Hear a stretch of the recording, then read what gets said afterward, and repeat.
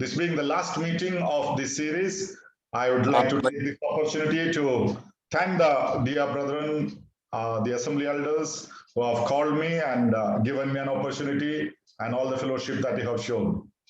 ఈ వరుసలో ఈ కుడిగా చివరి కుడిగా అయిన కారణం చేత నన్ను మరి ఆహ్వానించిన సంఘ పెద్దలకు పరిశుద్ధులందరికీ ప్రభునామమున వందనములు తెలియజేస్తున్నాను. May the Lord continue to help us and bless us, especially may the Lord use us as good evangelists wherever we are. ప్రభు మనల్ని నిలుకడగా దీవించి మన ఆయన సేవలో ఉపయోగించలాగున కోరుకుంటున్నాము. As we know, the title is evangelism, what we have been studying. నేను స్వార్థీకరణం అనే అంశం మీద నేను ధ్యానించిన On the day one, we were looking into the title, what is evangelism? మొదటి రోజు స్వార్థీకరణం అంటే ఏమిటి అనే అంశం మీద మాట్లాడాము. And yesterday we looked into why we should do evangelism.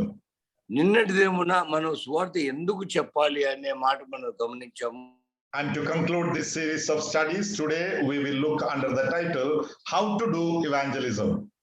మరి ఈ కుడికలకు ముగింపు కుడికగా మరి స్వార్థీకరణం ఎలా చేయాలి అనే దాంతో మనం ముగిస్తున్నాము. And the main talks that I'll be giving today would be very practical, how we can do the evangelism. ఈ రోజు నేను చెప్పబోయే అంశాలు మరి ఆచరణాత్మకంగా సువార్త ఎలా చెయ్యాలి అనేది. And the practical side of evangelism is a very vast subject which needs a lot of time to study the whole thing. ఆచరణాత్మకంగా సువార్త ఎలా చెప్పాలి అనే అంశము చాలా విస్తారమైన అంశము. But in the limited time, we will try to see some of the very important aspect how to do evangelism. సమయ భావనను బట్టి మనం దీంట్లో ఉన్న ప్రాముఖ్యమైన విషయాలు మాత్రమే మనం చూసుకుంటూ సాగిపోతాము. I'll be quoting many verses whenever there is a necessity. ఎక్కడైనా అవసరమైనప్పుడు మాత్రమే నేను రెఫరెన్స్ చెప్తాను. But we may not read all the verses due to lack of time. So you can note down the verses and refer later. సమయ భావనను బట్టి మనం అన్ని వచనాలు చదవము, కాకపోతే మీరు వాటిని నోట్ చేసుకొని తర్వాత మీరు చదువుకోవచ్చు. And also, as I mentioned on the first day, when I mention the term evangelist in this session, I mean all the believers who are doing evangelism, not those few commended evangelists alone. నేను ముందుగా చెప్పిన ప్రకారము సువార్థికుడు అంటే అందరూ విశ్వాసులందరూ సువార్థికులే అని నేను ముందు చెప్పాను, అదే చెప్తున్నాను. So this practical evangelism is applicable to all the disciples, all the believers. ఈ సువార్థీకరణ అనేది ఆచరణ ప్రతి ఒక్క విశ్వాసికి సంబంధించిన విషయంగా ఉన్నది. If you read Matthew's Gospel chapter 20 and verse 20, the last two verses, Matthew 28, the last two verses.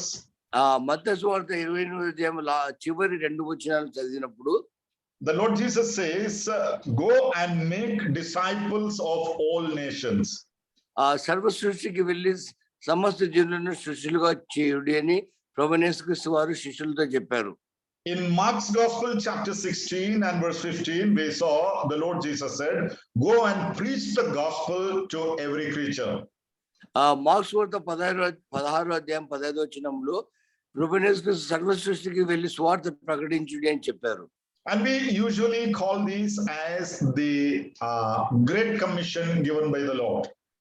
మనం మామూలుగా దీన్ని ప్రభు అప్పగించిన గొప్ప పరిచర్యాన్ని మనం చెప్పుకుంటాము.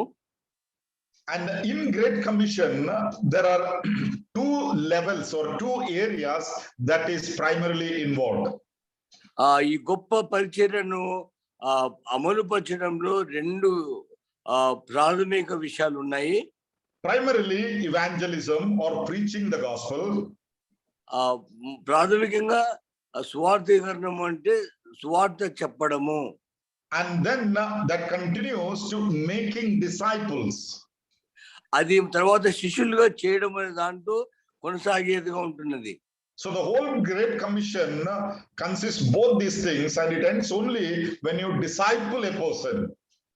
అయితే ఈ గొప్ప పరిచయం అప్పగించబడిన పరిచర్యలో సువార్త ప్రకటించే తర్వాత శిష్యులుగా చేసే బాధ్యత ఉన్నది. But in our limited time, we may not go into the disciple making aspect today. అయితే సమయ భావన బట్టి మనము శిష్యులుగా చేయడం అనే అంశంలోకి మనం ఇప్పుడు వెళ్ళము. But evangelism, how we should do it, or how we should communicate the gospel to others. అయితే సువార్త ఎలా చెప్పాలి, మనం ఎలాగో ఇతరులకు అందించాలి, స్వార్థీకరణం ఎలా చేయాలి అనేది మనం చూసుకుందాము.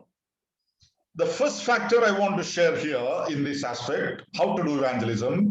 ఈ విషయంలో మొదటి మెట్టు ఎలా ఉంటుందని చెప్పదలుచుకున్నానంటే, The evangelist must depend on God totally. ఆ సువార్థికుడు పూర్తిగా దేవుని మీద ఆధారపడాలి. This is something we all know. It is a very common term. ఇది అందరికి తెలిసిన విషయమే, మనందరికి సాధారణంగా తెలిసిన విషయమే.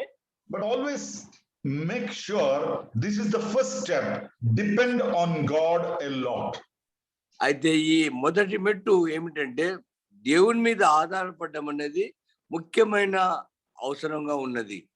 Now, when you read the term gospel in the New Testament, కొత్త నిబంధనలు సువార్తలు చదివినప్పుడు we read gospel of God.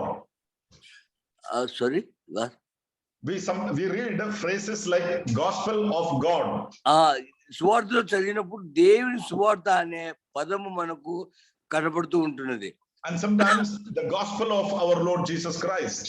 అంటే అది ప్రభువైన యేసుక్రీస్తు వారి సువార్త. So this refers to God, and the gospel actually belongs to God. ఇది దేవుని సువార్త, ఈ సువార్త దేవునికి చెందినది అనే విషయం తెలియజేస్తున్నది. So in practical evangelism, every believer must depend on God for every step of his evangelism. సువార్తను ఆచరించడంలో ప్రతి ఒక్క విశ్వాసి కూడా దేవుని మీద ఆధారపడవలసిన అవసరం ఉన్నది. Now, when we think about evangelism, or the parties involved in evangelism, సువార్థీకరణం అనే అంశంలో ఏ బృందాలు ఉన్నాయనే మాట నేను చెప్తాను. first it is God who is involved there. మొట్టమొదటిగా దేవుడు దీంట్లో భాగస్వామిగా ఉన్నాడు. And then the preacher or the evangelist. ఆ తర్వాత ప్రకటించేవాడు లేదా స్వార్థికుడు. And then the recipients of the gospel, the people who hear the gospel. అయితే మరి మూడోదిగా సువార్త వినే ప్రజలు అక్కడ ఉంటున్నారు. So we need to understand the role of God in evangelism. అయితే మనము సువార్థీకరణం అనే దాంట్లో దేవుని పాత్రను మనము అర్థం చేసుకోవాల్సిన అవసరం ఉన్నది. We know God is a triune God, as we understand and teach.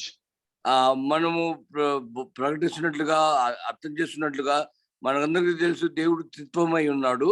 God the Father, God the Son, God the Holy Spirit. తండ్రి అయిన దేవుడు, కుమారుడు అయిన దేవుడు, పరిశుద్ధాత్ముడు అయిన దేవుడు. So when we think about the gospel, it is God the Father who initiated the gospel. అయితే మనం ఈ సువార్థీకరణం అనే మాట చూసినప్పుడు తండ్రి అయిన దేవుడు ఈ సువార్థీకరణం అనే దాన్ని ప్రారంభించిన వాడు. He initiated his love. ఆయన తన ప్రేమను ప్రదర్శించడం ద్వారా దాన్ని ప్రారంభించి ఉన్నాడు. He sent his son from heaven to the earth. ఆయన కుమారుడి పరలోకం నుంచి భూమి మీదకి ఆయన కుమారుడిని పంపాడు. God sacrificed his son on the cross. దేవుడు తన కుమారుడిని శిలువలో బలియాగంగా అర్పించాడు. So all these things are something that God the Father has initiated the whole gospel that we are preaching today. ఈ విషయాలన్నీ కూడా తండ్రి అయిన దేవుడే ఆయన ప్రారంభించి ఉన్నాడు. Now we know that factor. I'm not going into the details of that here. అయితే మీ దీంట్లో నేను లోతుగా వెళ్ళడం లేదు, ఇవన్నీ వివరాలు మీకు తెలుసు కదా. So initiated by God the Father, that's the first thing. మొట్టమొదటి విషయం ఏమిటంటే ఈ సువార్త అనేది దేవుడే ప్రారంభించి ఉన్నాడు. Secondly, accomplished by God the Son. రెండోదిగా ఈ సువార్త దాన్ని పూర్తి చేసిన వాడు కుమారుడైన దేవుడు. We see our Lord Jesus Christ who accomplished the will of the Father in completing this work. అయితే ఈ పనిని ముగించడంలో కుమారుడైన క్రీస్తు యేసు తండ్రి చిత్తంను పూర్తిగా నెరవేర్చి ఉన్నాడు. He came and he was born on the earth as a human being. ఆయన ఈ లోకానికి మానవ మాతృగా జన్మించి ఉన్నాడు. He chose his disciples, trained them and entrusted the gospel to them. అయితే తన శిష్యులను ఆయన ఎన్నుకున్నాడు, వారికి తర్బీదు ఇచ్చి సువార్త ప్రకటించమని చెప్పాడు. He brought the grace of God, grace and the truth from heaven. ఆయన పరలోకం నుంచి కృపా సత్యం తీసుకుని ఇచ్చున్నాడు.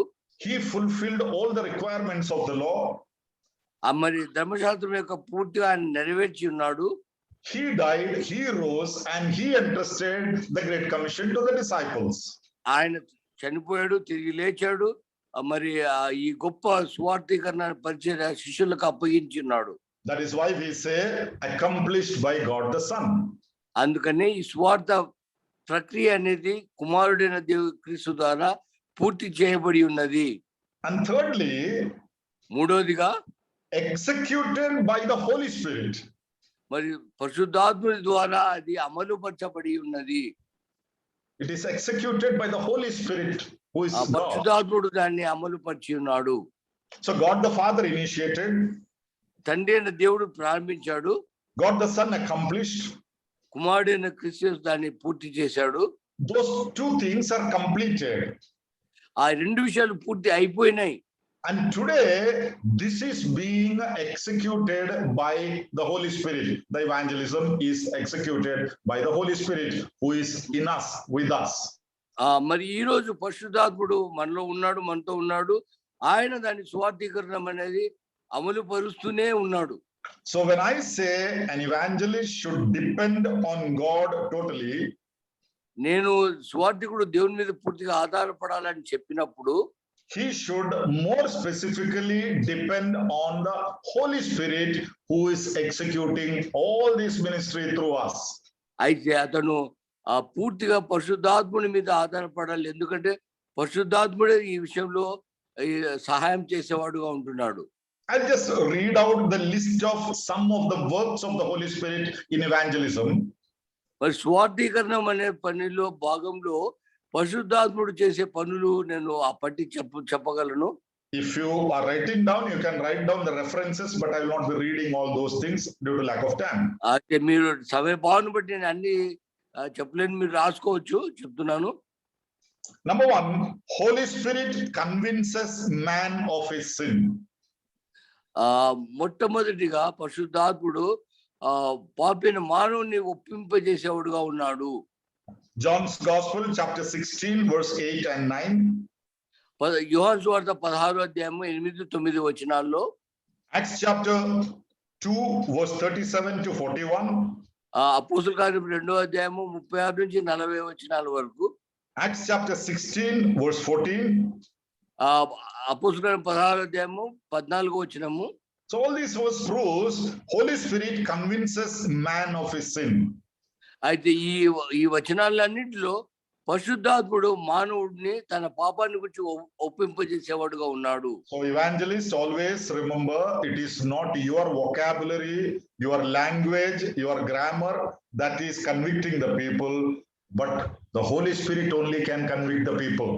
అయితే సువార్థికుడు గుర్తుపెట్టుకోవాల్సిన విషయం ఏమిటంటే తన పదజాలము, తన గ్రామర్ చెప్పడము, తన భాష శైలి ఇది పని చేయడం లేదు, కానీ పరిశుద్ధాత్ముడు ఒప్పింపడం చేయడం ద్వారానే ఇది జరుగుతున్నది అనే విషయాన్ని గుర్తుపెట్టుకోవాలి. Secondly, the Holy Spirit regenerates man from his sinful state. రెండోదిగా పరిశుద్ధాత్ముడు పాపైన మానవుని మరి తన పాప స్థితి నుంచి మరి తిరిగి జన్మింపజేసేవాడుగా ఉంటున్నాడు. John's Gospel, chapter 6, verse 63. యోహాను సువార్త 6వ అధ్యాయం 63వ వచనంలో. John's Gospel, chapter 3 and verse 5. యోహాను సువార్త 3వ అధ్యాయం 5వ వచనంలో. Titus, chapter 3 and verse 5. తీతుకు రాసిన పత్రిక 3వ అధ్యాయం 5వ వచనంలో. Now, these areas we read that Holy Spirit regenerates a man from his sinful state. ఈ భాగాలన్నింటిలో పరిశుద్ధాత్ముడు మనకు పునర్జన్మ అనేది ఇస్తున్నాడనే మాట ఉన్నది. So who leads a person to salvation? మరి ఒక వ్యక్తిని రక్షణలోకి ఎవరు నడిపిస్తున్నారంటే it is God, and more specifically God the Holy Spirit, not the preacher. మరి దేవుడు మరి ప్రత్యేకించి చెప్పాలంటే పరిశుద్ధాత్మ దేవుడు నడిపించే రక్షణలోకి నడిపించేవాడుగా ఉంటున్నాడు. So always you depend on the Holy Spirit. Always you depend on God. You pray to God, Lord, when I speak gospel, you work and you convict the people. You attract them towards God. అయితే సువార్థికుడు ఎప్పుడు కూడా దేవుని మీద పరిశుద్ధాత్మ మీద ఆధారపడి ప్రభువా మీరే ఒప్పింపజేయండి, మీరే కార్యం చేయండి అని చెప్పాలి. Yes.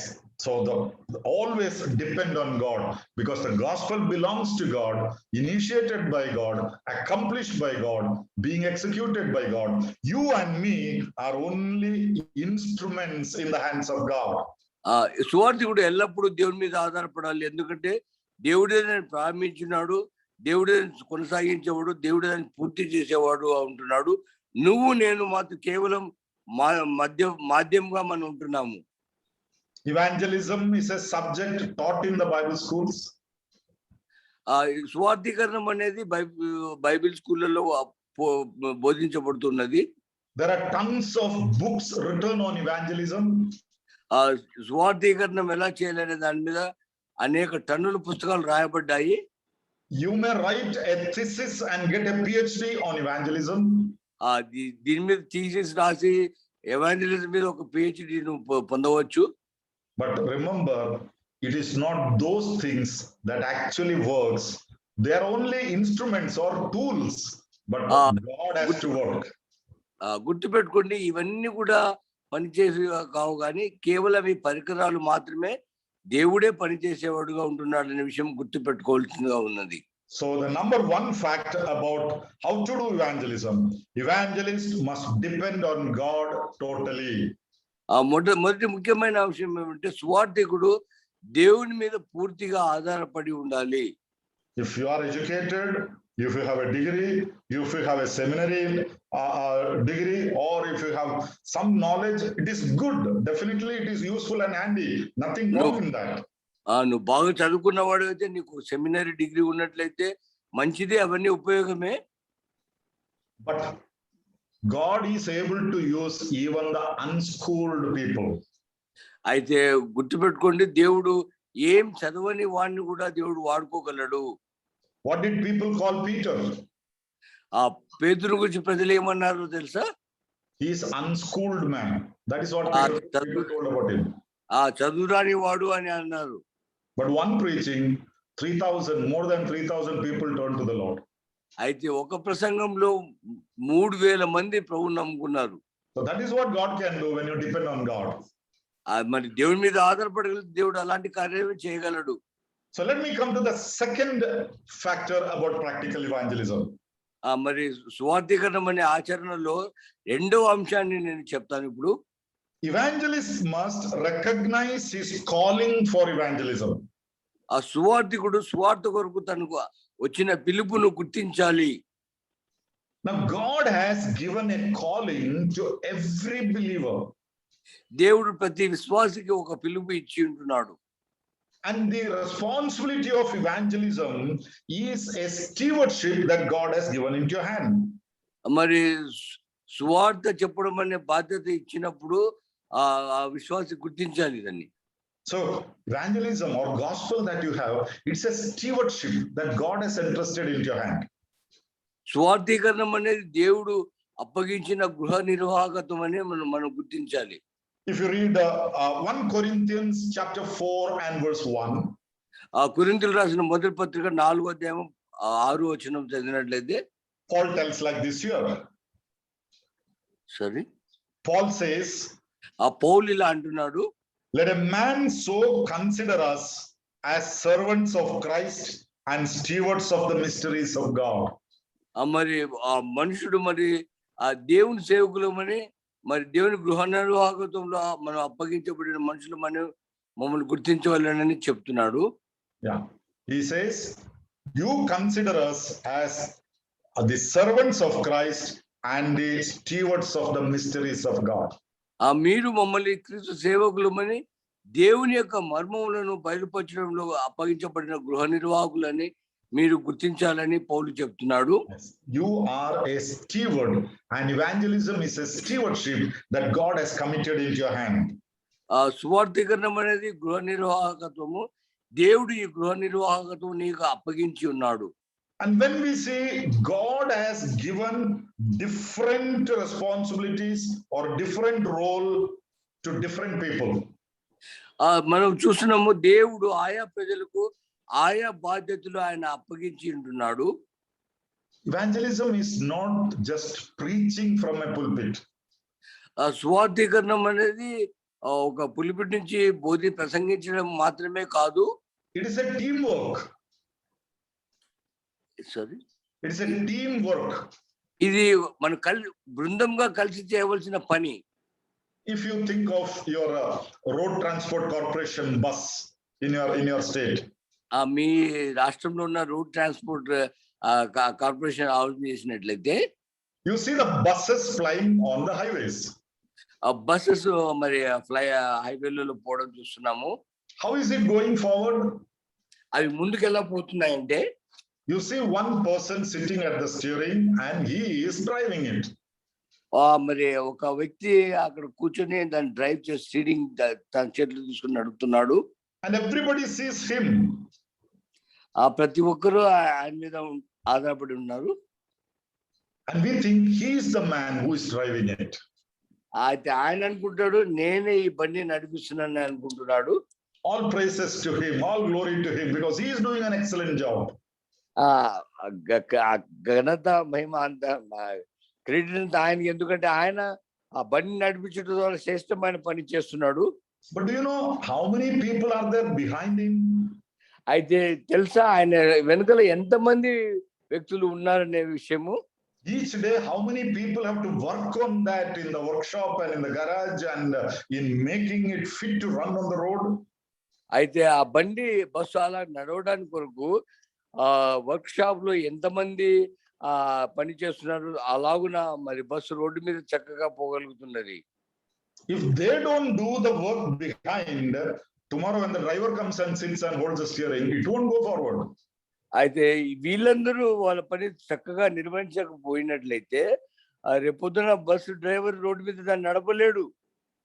Somebody said behind every bus there is at least 30 people's labor. ఒకరన్నారు ఒక బస్సు నడుస్తుందంటే దాని వెనుకల 30 మంది పని చేసే వాళ్ళు ఉన్నారు అని చెప్పాడు. So in the same way, when you think of evangelism, ఇలాగుననే సువార్థీకరణం అని ఆలోచన చేసినప్పుడు most of the time we only see the preacher standing on the pulpit. మరి చాలాసార్లు గమనించేది ఏంటంటే స్టేజ్ మీద సువార్థికుడు నిలబడి ప్రసంగించేదే కనబడుతున్నది. But do you know how many people have to work behind that? తెలుసా దాని వెనుక ఎంతమంది పని చేసినారంటే, the lot of arrangements for that.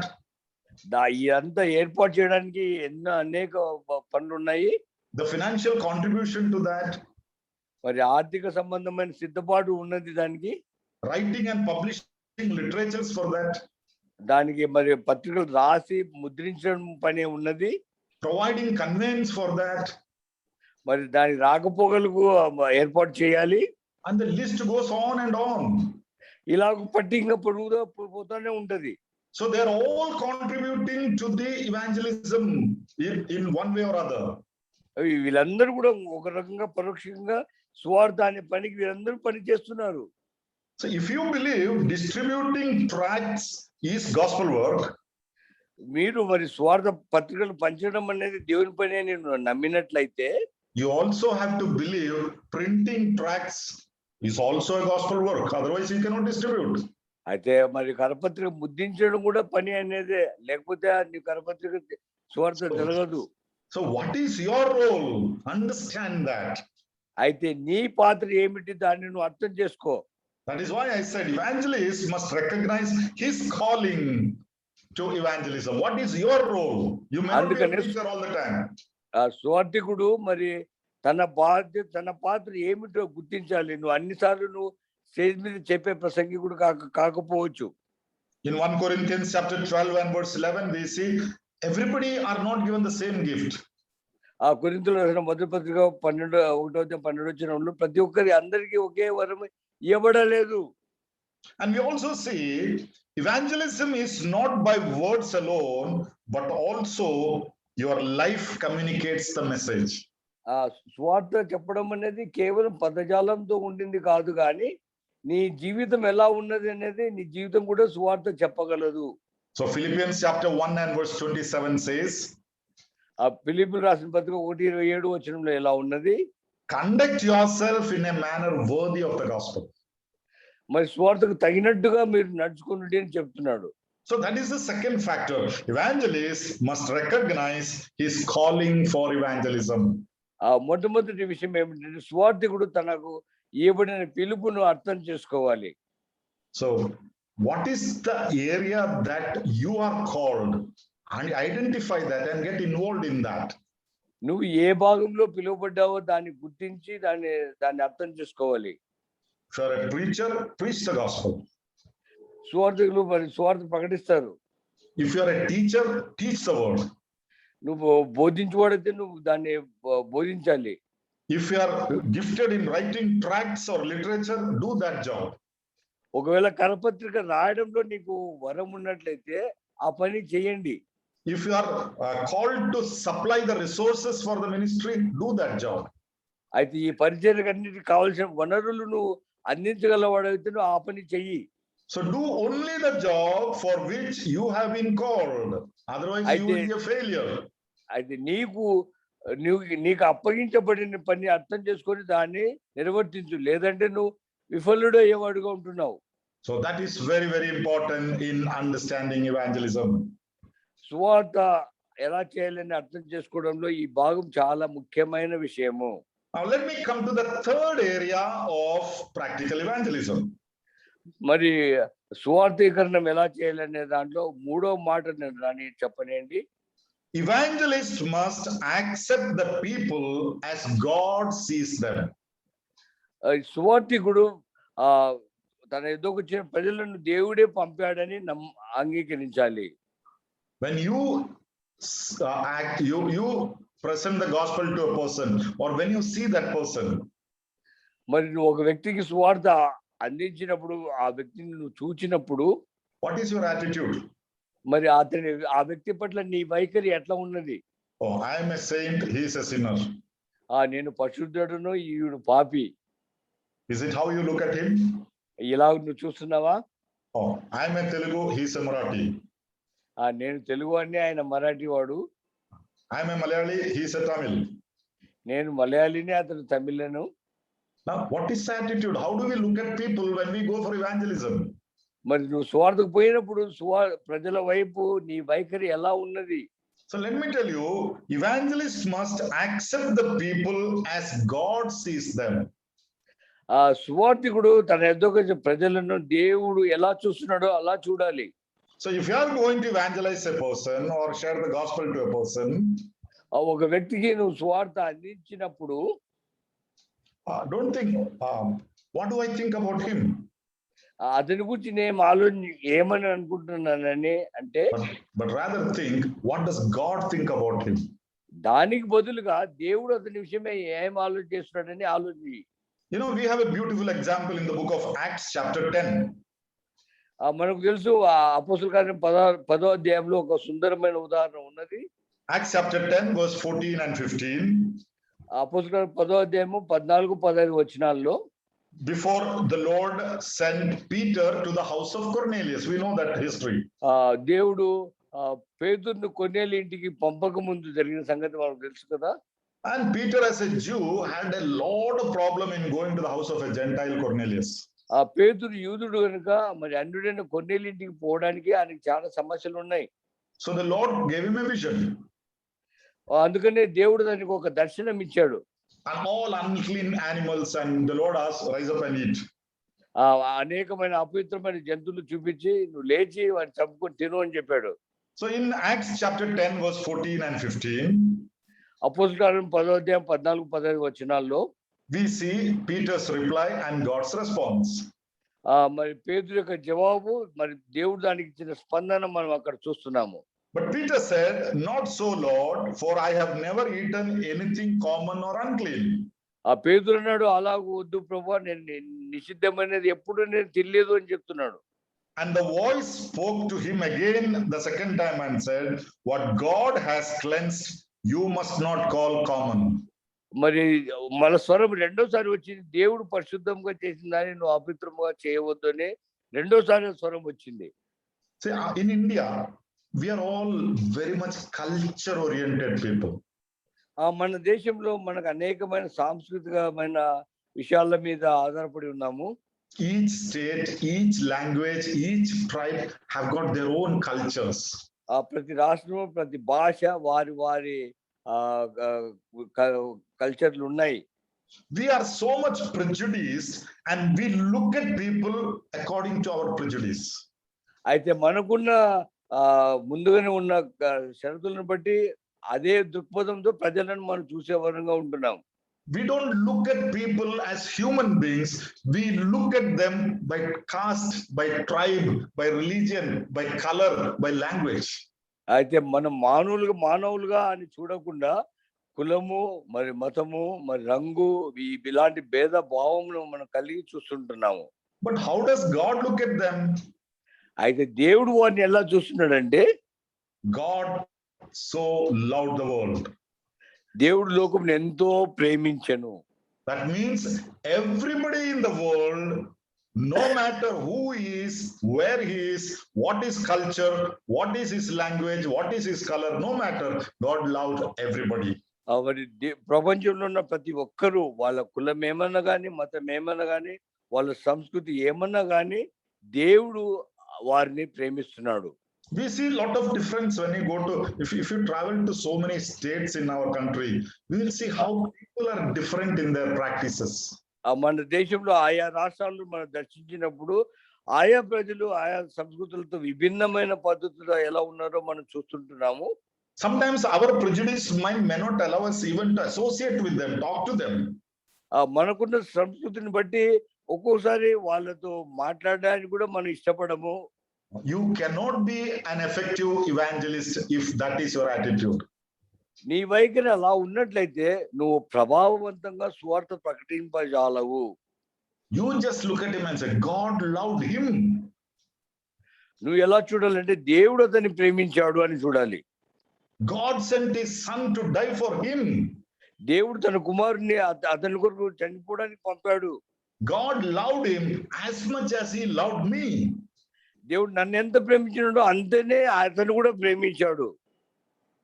That is the attitude the evangelist should have. అలాంటి వైఖరి ఒక సువార్తికునికి ఉండవలెను. Beloved, before we go for practical evangelism, set our attitudes right towards the people.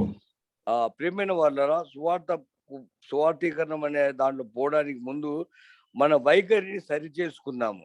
Accepting the people as God accepts them. దేవుడు ప్రజలను ఎలాగో ఆహ్వానించినాడో అలాగే మనం కూడా వారిని అంగీకరించాలి. There should not be any discrimination. ఎలాంటి తారతమ్యము ఉండకూడదు. There should not be any partiality. ఎలాంటి పక్షపాతము ఉండకూడదు. So that is the third thing. Evangelist must accept the people as God sees them. అది మూడో విషయం. సువార్తికుడు దేవుడు ఎలాగో ప్రజలను అంగీకరిస్తున్నాడో అలాగనే ఇతను కూడా అంగీకరించవలెను. Fourthly, నాలుగోదిగా evangelist must adopt the right method of evangelism. సువార్తికుడు సరి అయిన పద్ధతిని సువార్త చెప్పడంలో అవలంబించాలి. You know, in evangelism, we adopt different methods in the modern days. ఈ ఆధునిక దినాల్లో సువార్త చెప్పడంలో అనేక పద్ధతులను మనం వినియోగిస్తున్నాము. We are not using the same methods that was there 2000 years ago. 2000 సంవత్సరాల క్రితం ఉన్న పద్ధతులు మనం వాడడం లేదు. Today our lifestyle is changed. ఈ రోజు మన జీవన శైలి మారిపోయింది. People's understanding is changed. ప్రజలు గ్రహించే విధానం మారిపోయింది. Convenience is changed. మన అనుకూలత మారిపోయింది. Transport system is changed. రవాణా వ్యవస్థ మారిపోయింది. Technology is changed. టెక్నాలజీ మారిపోయింది. Everything is changed today. ప్రతి ఒక్కటి ఈ రోజు మారిపోయింది. So sometimes the old methods may not be directly relevant today. అయితే ఆ పురాతన పద్ధతులు ఈ రోజు అవలంబించడానికి సరైన కావు.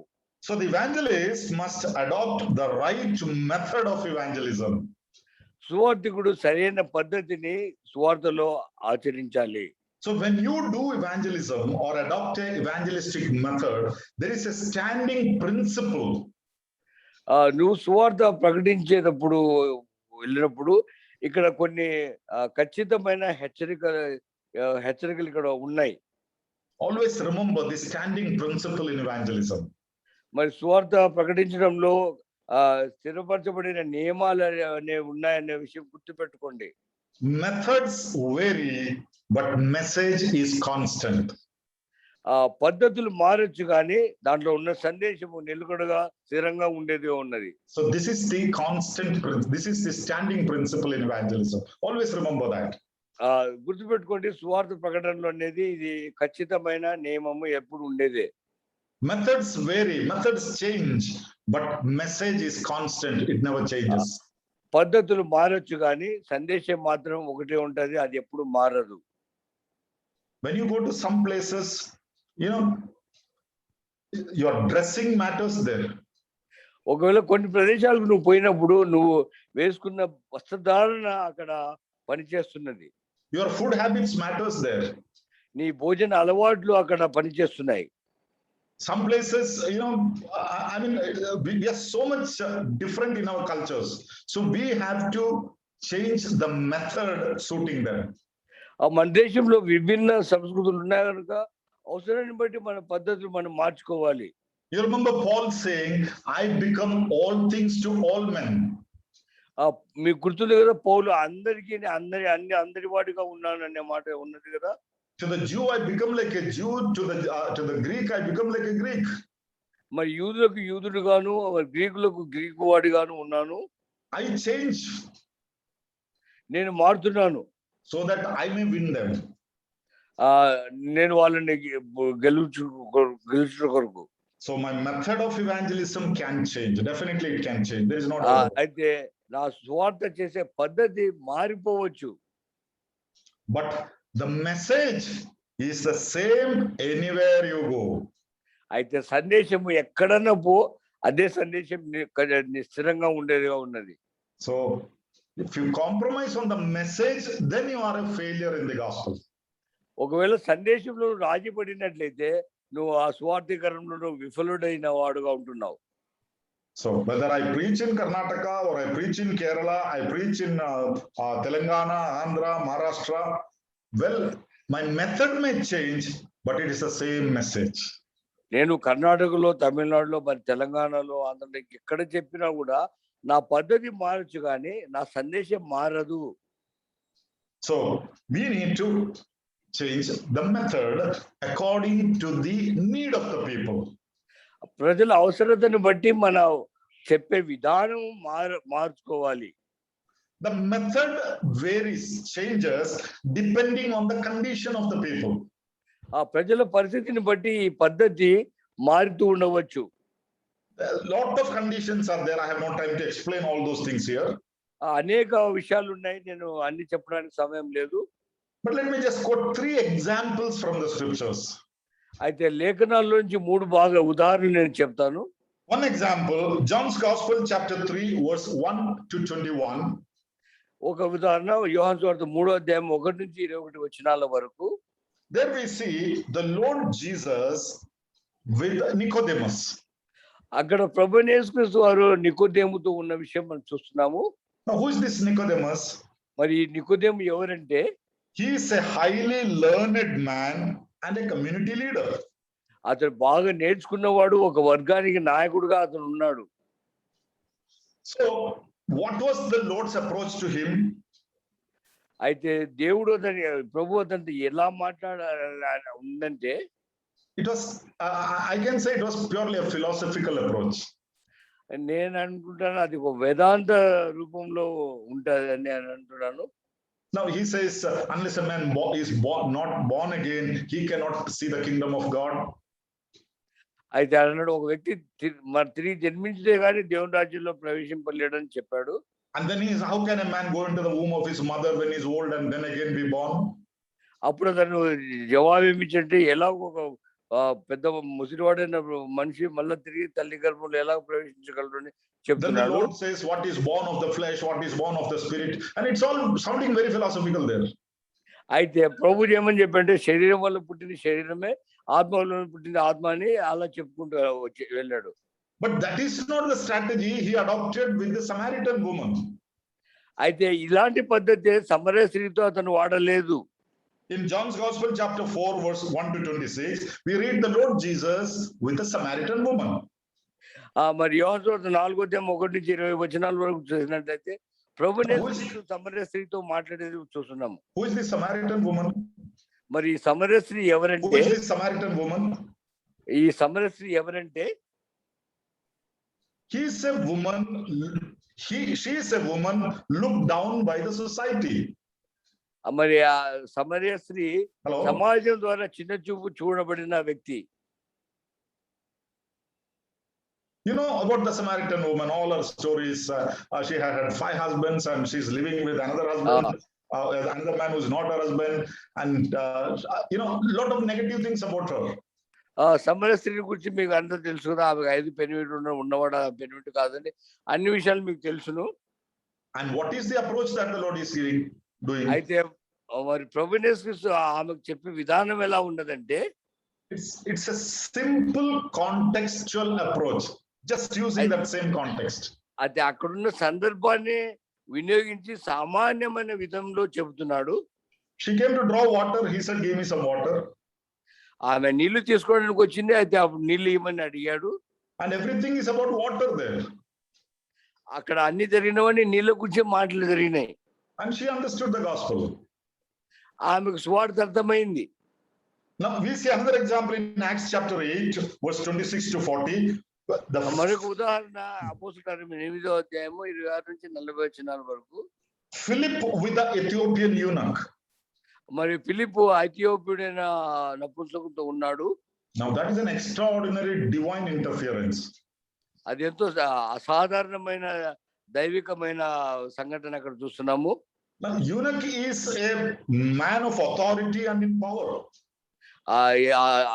ఐథియోపియుడు ఎంతో అధికారం గలవాడు, శక్తి గలవాడు.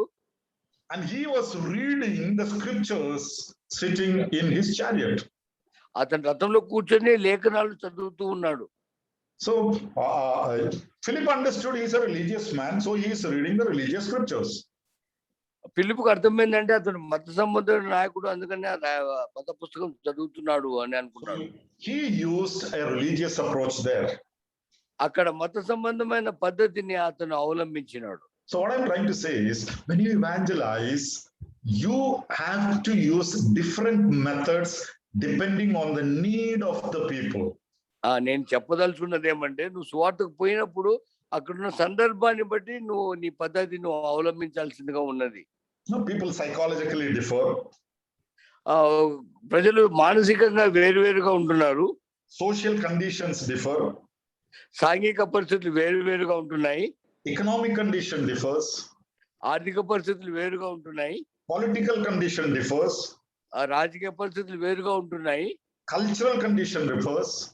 సాంస్కృతిక పరిస్థితులు వేరుగా ఉంటున్నాయి. So many things. No, I cannot go on telling everything now. అన్ని ఇలా అన్ని నేను చెప్పుకుంటూ పోలేను. So according to that, you have. దాన్ని బట్టి we also have urban people, rural people. There is a difference.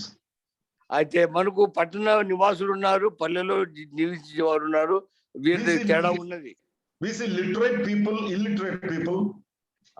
అక్షరాస్యులు ఉన్నారు, నిరక్షరాస్యులు ఉన్నారు. We see children, youth, women. అయితే మరి యవనస్తులు ఉన్నారు, స్త్రీలు ఉన్నారు. We see prisoners, blind, lepers, deaf and dumb. So many people. మరి ఖైదీలు ఉన్నారు, మరి గుడ్డివారు ఉన్నారు, అనేక రకాల మనుషులు ఉన్నారు. There are different kinds of people, but different methods are adopted in evangelism. అనేక రకాలమైన ప్రజలు ఉన్నారు కనుక అనేక రకమైన పద్ధతులు స్వార్థీకరణలో వాడవలెను. So every one of you who are interested in evangelism, understand where you will exactly fit in, where you will be more effective, and go there. సువార్త చెప్పాలనుకున్న ప్రతి వారు కూడా ఏ సందర్భంలో ఎలా చెప్పాలి అనేది మనం అర్థం చేసుకోవాల్సిన అవసరం ఉన్నది. Don't try to imitate somebody else. ఎవరిని అనుసరించడం ప్రయత్నం చేయవద్దు. Don't like to become like somebody else.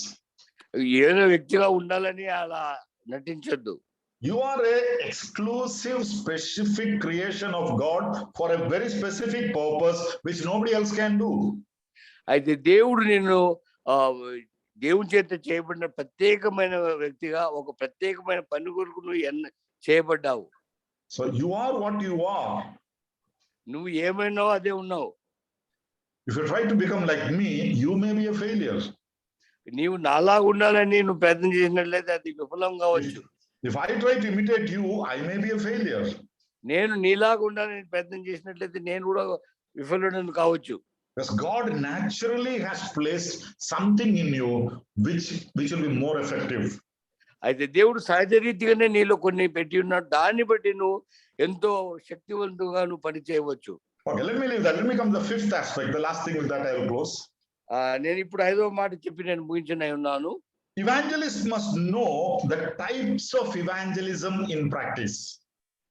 సువార్థికుడు ఎలాంటి స్వార్థలో ఎలాంటి పద్ధతులు ఉన్నాయనేది తెలుసుకొని ఉండాలి వీళ్ళను. There are different types of evangelism we are involved in or we practice. అయితే స్వార్థ ప్రకటించడంలో అమలు పరచడంలో కొన్ని పద్ధతులు ఉన్నాయి. I won't go into all the details of that. అన్ని వివరాల్లో నేను వెళ్ళను. But basically we see two divisions. ప్రాథమికంగా 2 భాగాలు ఉన్నాయి. The mass evangelism and the personal evangelism. మరి అందరికీ కలిపి చెప్పే మాస్ ఎవాంజలిజం అంటారు. ఇంకోటి వ్యక్తిగతంగా ఒక వ్యక్తికి మనం చెప్పే స్వార్థ పద్ధతి ఉన్నది. What is mass evangelism? గుంపులకి స్వార్థ చెప్పడం అంటే ఏమిటంటే conventions, crusades, మరి అనేక కూడికలు, పెద్ద కూడికలు ఉంటాయి. open air meetings, మరి బహిరంగ సమావేశాలు ఉన్నాయి. through radio messages, television messages, radio ద్వారా, టెలివిజన్ ద్వారా చెప్పే సందేశాలు ఉన్నాయి. There's so many where at a time you speak or you communicate to a mass, a big group of people. అయితే అనేక మంది ఉన్న గుంపుతో నువ్వు స్వార్థ చెప్పేటప్పుడు those are quite biblical. We have enough biblical Bible examples for that. అవి సాంకేతికమైన పనులు, దానికి బైబిల్లో ఉదాహరణలు లేవు. And you need lot of resources and lot of manpower and lot of labor, everything to arrange a mass evangelistic program. అయితే ఇలా గుంపు వారికి స్వార్థ చెప్పాలంటే దానికి సిద్ధపాట్లు చాలా ఉంటున్నాయి. The other type of evangelism is the personal evangelism. ఇంకో రకమైన పద్ధతి ఏమిటంటే వ్యక్తిగత స్వార్థ చెప్పడము. Personal evangelism is one to one. వ్యక్తిగతమైన స్వార్థ అంటే ఒకరి నుంచి ఒకరికి చెప్పడము. That everybody can do. అది ఎవరైనా చేయగలరు. Each believer on an individual capacity, you can do the personal evangelism. ప్రతి విశ్వాసి కూడా తన సామర్థ్యంలో ఇలా స్వార్థ చెప్పగలడు. It is one person speaking the gospel to another person.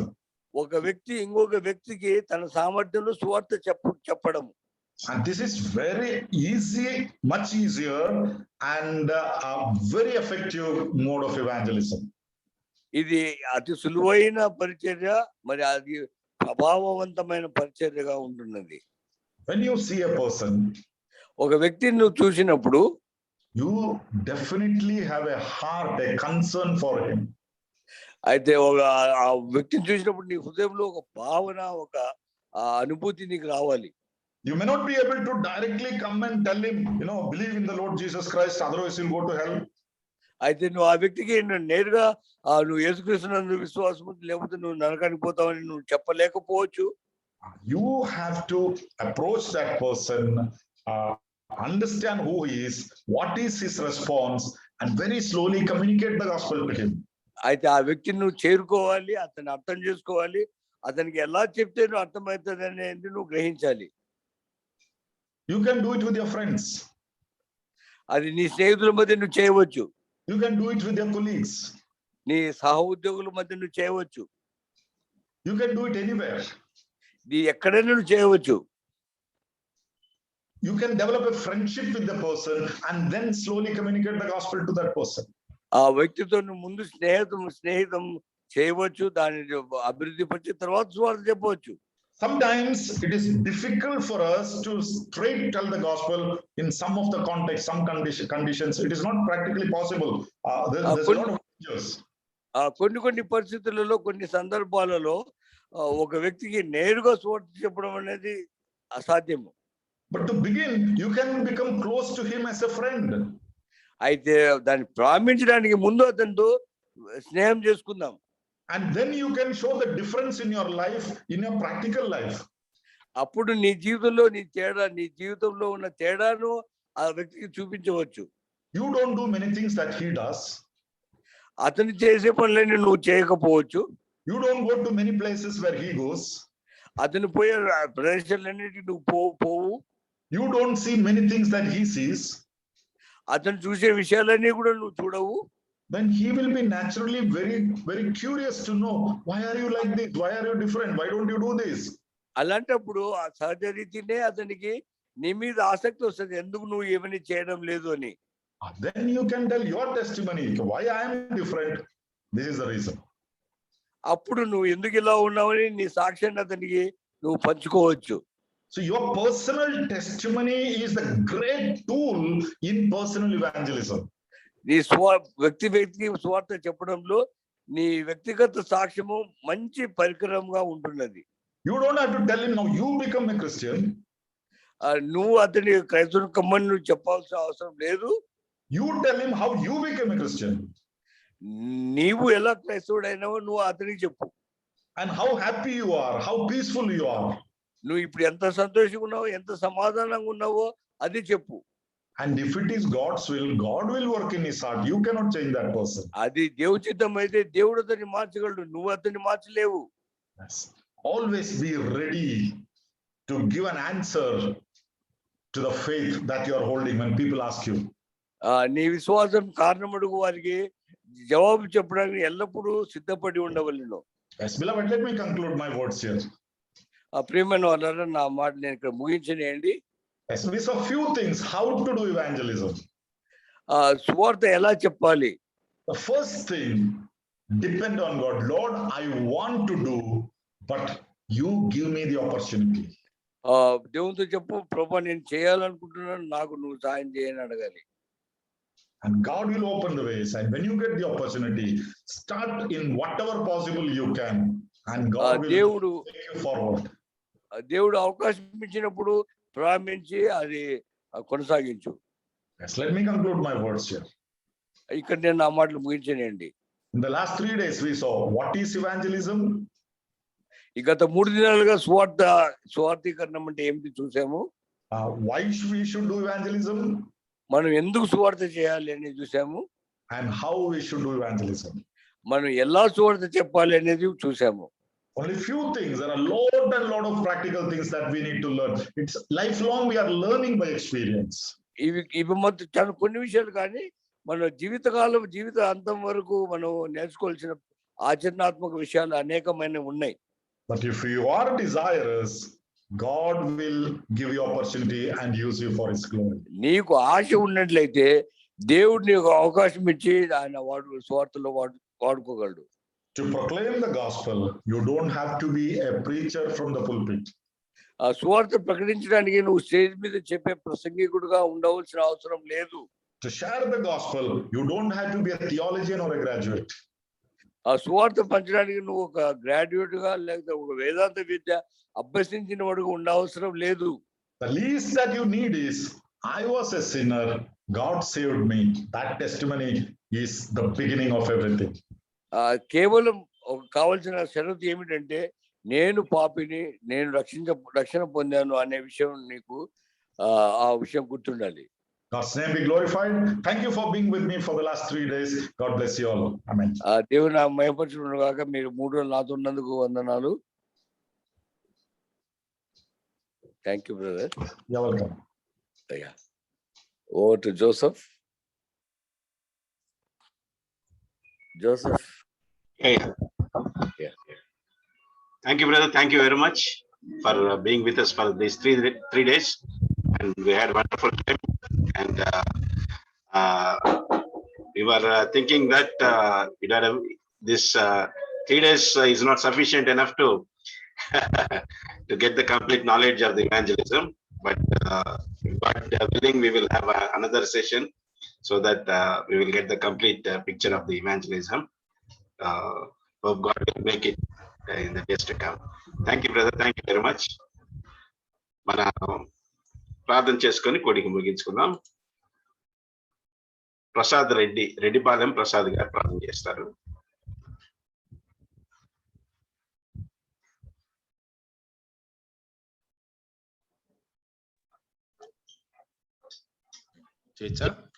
ప్రార్థన చేసుకుందాం. ప్రేమ నమ్మకం గల తండ్రి, మీ పరిశుద్ధ పాదాలకు, మీ పరిశుద్ధ నామానికి వెలలేని స్తోత్రాలయ్యా. మీ బిడ్డలైన మమ్మల్ని క్షేమంగా సజీవంగా కాపాడినందుకు మీ పరిశుద్ధ పాదాలకు వెలలేని స్తోత్రాలు.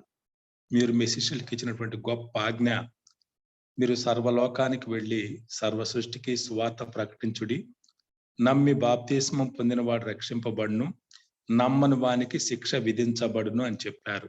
ప్రభువా, మీరిచ్చిన ఆ గొప్ప ఆజ్ఞ పాటించడానికి ఇదిగో మేము పాటించవలసిన విధానాలు మా గమనానికి తెచ్చినందుకు మీ పరిశుద్ధ పాదాలకు వెళ్ళలేని స్తోత్రాలు. విత్తబడిన వాక్యాన్ని మన ఆయన ఫలింపజేయండి. ఇదిగో జోస్ మ్యాచ్ గారి విషయం ప్రాణం చేస్తున్నాం, ఆరోగ్యం దయచేయండి. మీరు ఇచ్చిన ఆత్మీయ జ్ఞానాన్ని బట్టి, మరి అయ్యగారి ద్వారా మీరు ఇచ్చిన సందేశాన్ని బట్టి మీ పరిశుద్ధ పాదాలకు వెళ్ళలేని స్తోత్రాలయ్యా.